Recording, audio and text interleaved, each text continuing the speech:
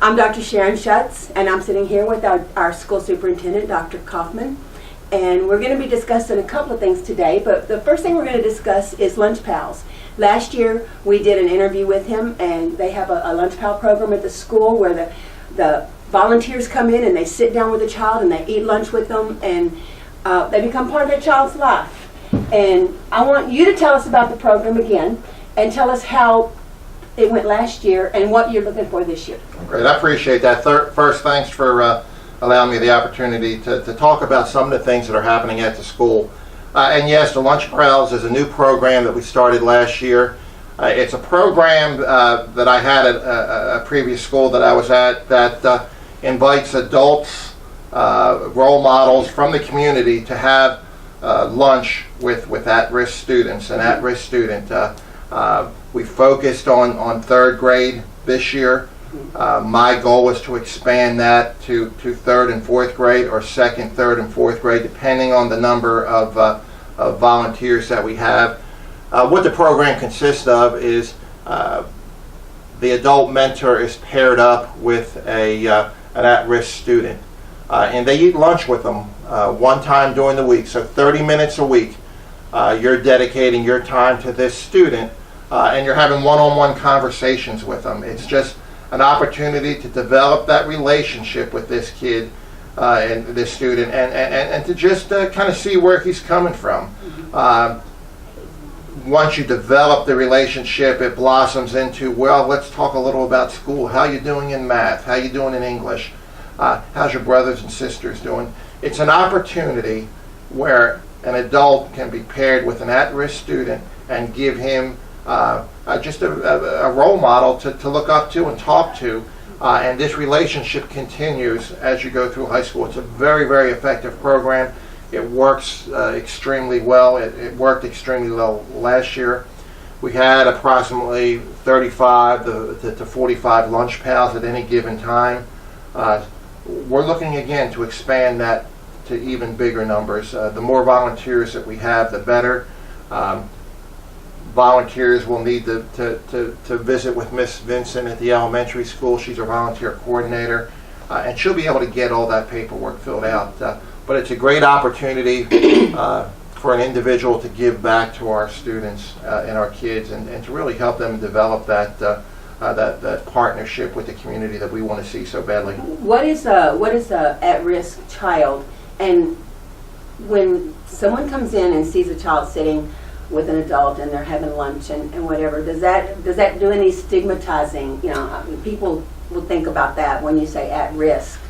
So you know, and it's a real interesting. I'm glad you said that, because really it's just the opposite. We have a lot of kids that come up and say, "Hey, can I eat lunch with you?" Because I notice that you're here every week with little Johnny and visiting with him. Our goal is we want that one-on-one relationship to exist. So we encourage our mentors to say, well, no, this is my time with Johnny. But there isn't a stigmatism. In fact, it's again just the opposite. The kids feel special when they have an adult that comes in one time a week and eats lunch with them, and just is concerned about what's going on in their life. So it does make them feel special, and the other kids, they want to be a part of that too.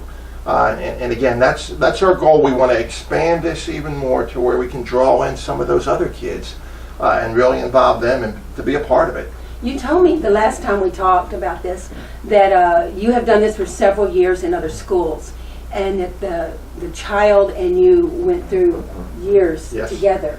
Tell me about that and how you affect that child, not just in that moment, in that year, but later in life. You know, it's an amazing metamorphosis that happens, because you think that, okay, 30 minutes a day eating with a student really isn't going to make much of a difference, but it actually does.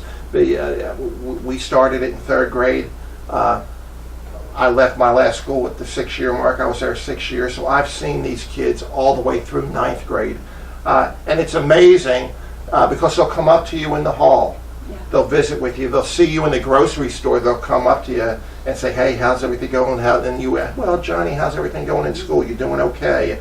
your sister doing okay, your dog's doing okay. You know, you talk about everything. Right.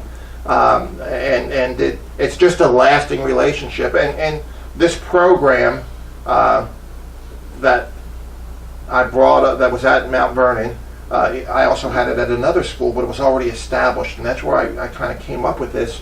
And the individual who established it said that, you know, these contacts that they have, students who've graduated, they were their lunch pal, and they came to them to get for a job. One was a bank president, and he hired some on That's to be tellers. They gave them their Right. opportunity. So it's an opportunity. It's a lifelong opportunity that you have once you develop this relationship with these students that could help you throughout your life. Right. So, say I want to be a lunch pal, and what is the step that I need to take?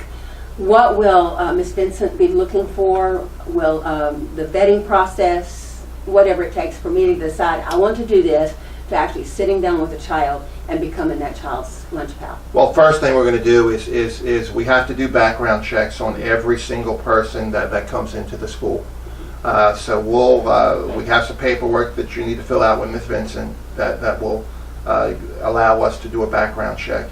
Once you meet the qualifications for the background check, we'll have it's a breakfast. It's a banquet breakfast where you get to meet your lunch pal for the first time. There's some questionnaires that you fill out. We have cake. We have it'll be a morning thing. We usually have donuts and orange juice and coffee. And it's just an opportunity where you get that initial visit, and we'll explain the program to everyone. You'll talk to your lunch pal.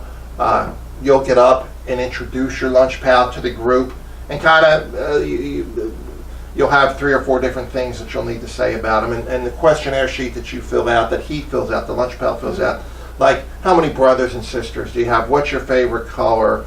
Very simple questions. Right. What's your nickname? What's your favorite school class in school? Things like that, and you'll just introduce your lunch pal to the group. And then hopefully at the very end, if we have time, and we'll do a better job of this year, we're going to get a group picture of everyone. Last year we kind of ran a little long, and we didn't get that opportunity to take a group picture. But we're going to get a group picture for everyone, and we'll get that out on the website and to any news outlets that would want to do that. But it's not a long process. 30 minutes a week to invest in a child is to me nothing.